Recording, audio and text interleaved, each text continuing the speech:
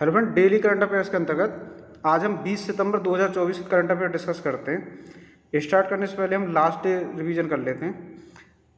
देखो, last day questions में पहला क्वेश्चन था कि हाल ही में बेबिंका चक्रवात ने किस देश में तबाही मचाई। ये था फिलीपींस में, फिलीपींस और चाइना में।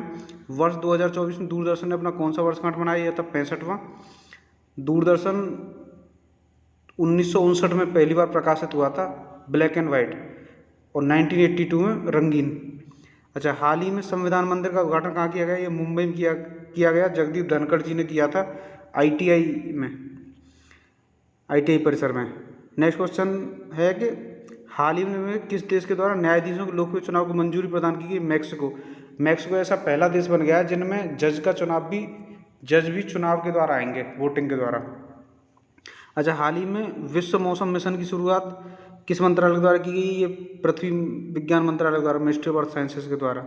हाल ही में जारी एक रिपोर्ट के अनुसार क्रिप्टो करेंसी को अपनाने में कौन सा देश सबसे आगे है? ये इंडिया सबसे आगे है, भारत। एक क्वेश्चन था कि हाल ही में किसके द्वारा एकीकृत महासागर ऊर्जा एटलस जारी किया गया? ये भारतीय राष्ट्रीय महासागर सूचना सेवा केंद्र के द्वारा जारी किया गया है, इनकॉइस के द्वारा।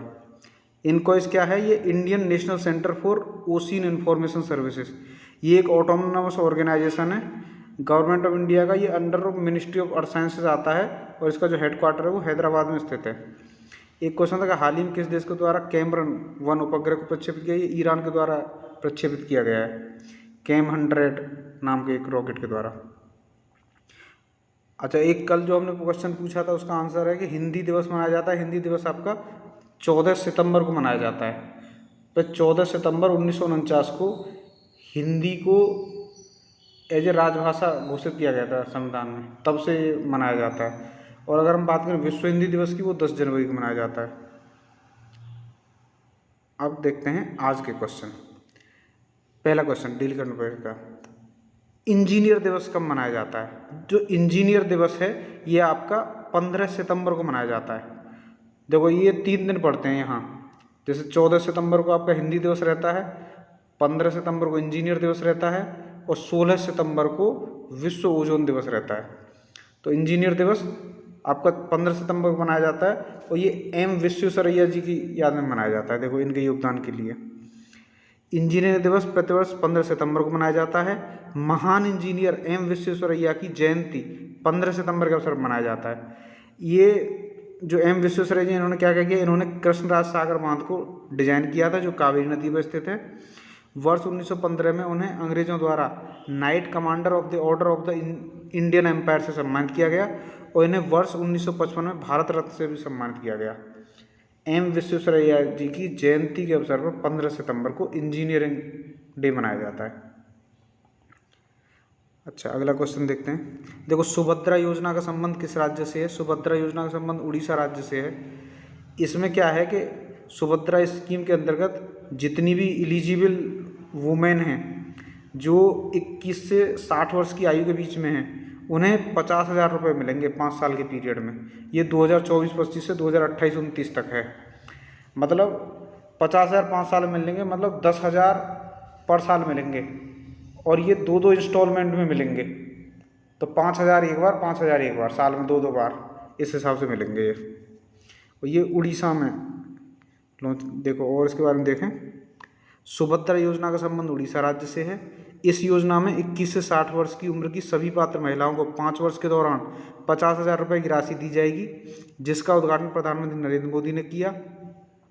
प्रधानमंत्री नरेंद्र मोदी ने आवास योजना ग्रामीण के तहत अतिरिक्त आवासों के सर्वेक्षण के लिए आवास प्लस 2024 ऐप की भी शुरुआत की।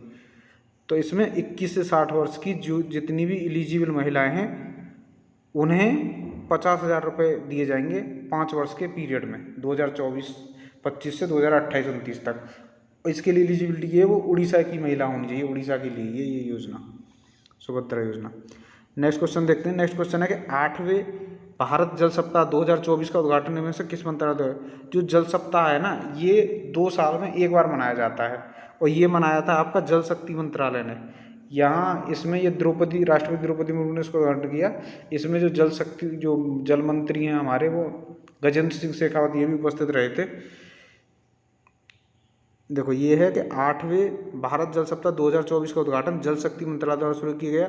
ये 17 सितंबर से 20 सितंबर तक का 4 दिन चलता है। आयोजन स्थल रहा है इसका भारत मंडप नई दिल्ली, और उद्घाटन करता रही राष्ट्रपति द्रौपदी मुर्मू। 2 साल में एक बार मनाते हैं इसे।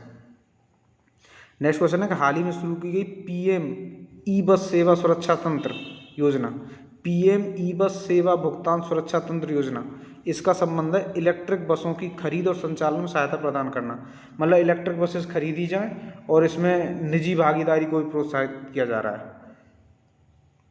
ये देखते हैं, हाल ही में शुरू की गई PM ई बस सेवा भुगतान सुरक्षा योजना, सुरक्षा तंत्र योजना का संबंध सार्वजनिक परिवहन प्राधिकरणों को इलेक्ट्रिक बसों की खरीद और संचालन में सहायता करना है। इस योजना के तहत 2028-29 तक 38,000 से अधिक बसों को चलाने की योजना है। और इसमें देखो क्या है, इसमें इधर देखें,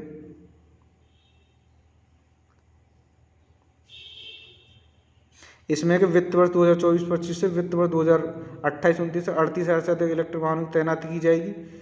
और इसमें 12 साल की अवधि के लिए ई बसों के संचालन समर्थन योजना है, और निजी क्षेत्र की भागीदारी को प्रोत्साहित करना है। अभी चलते हैं नेक्स्ट क्वेश्चन है कि हाल ही में सशस्त्र सीमा बल SSB का महानिदेशक किसे नियुक्त किया गया है? तो SSB का महानिदेशक ये अमृत मोहन प्रसाद जी को नियुक्त किया गया है।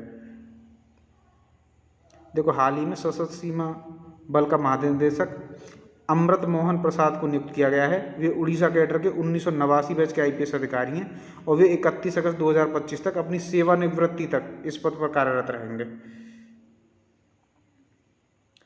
नेक्स्ट क्वेश्चन है कि त्योहार करम का संबंध किस राज्य से है? जो त्योहार करम है ये झारखंड से संबंधित है। इसमें क्या है कि इसमें क्या एक करम नाम का वृक्ष रहता है जिसकी पूजा की जाती है, और पंडित जो एक कहानी सुनाते हैं, वो कहानी क्या है कि जो कर्मा पर्व में परिश्रम और भाग्य को इंगित करता है। कर्मा पर्व में पाहन और पंडित कथा के दौरान करम और धर्म नाम के 2 भाइयों की कहानी सुनाते हैं। करम को धर्म और निष्ठा पर विश्वास नहीं था, जबकि उसका छोटा भाई धर्म कर्म में काफ़ी भरोसा रखता था। छोटे भाई धर्म की तरक्की देख बड़े भाई को ईर्ष्या होती थी। वह छोटे भाई को बर्बाद करने का षड्यंत्र रचता था, लेकिन उसे कभी सफलता नहीं मिलती। अंततः वह अपनी गलती स्वीकार कर लेता है और दोनों भाई मिलजुल कर रहने लगते हैं। तो ये है इसकी कथा। और इसमें एक चीज़ ये रहती है, कर्मा पर्व में बहनें अपने भाइयों के लिए दीर्घायु और समृद्धि की कामना worship for the brothers prosperity के लिए करती हैं। तो ये झारखंड राज्य में है। त्योहार कर्म का संबंध झारखंड राज्य से है।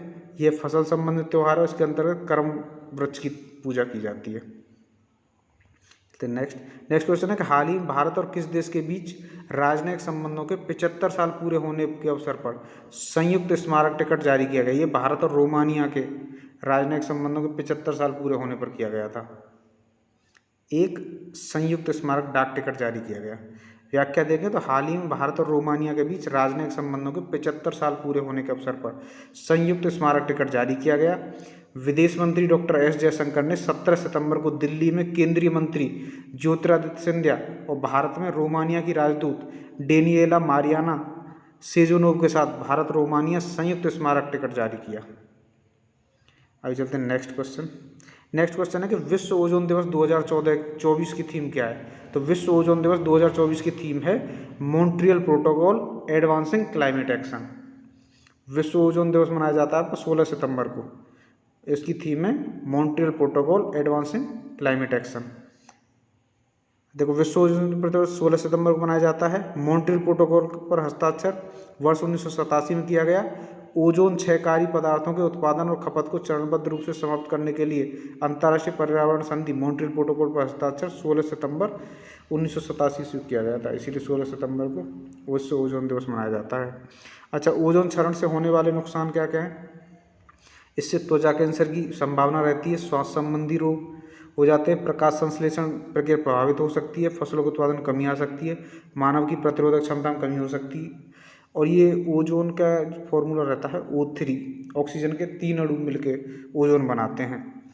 और ओजोन की परत के अंटार्कटिका के ऊपर को थोड़ा सा पतली हो गई, जिससे कि ओजोन छिद्र घटना बोलते हैं, ओजोन होल का इवेंट, मतलब परत का पतला हो जाना, थिन लेयर हो जाना।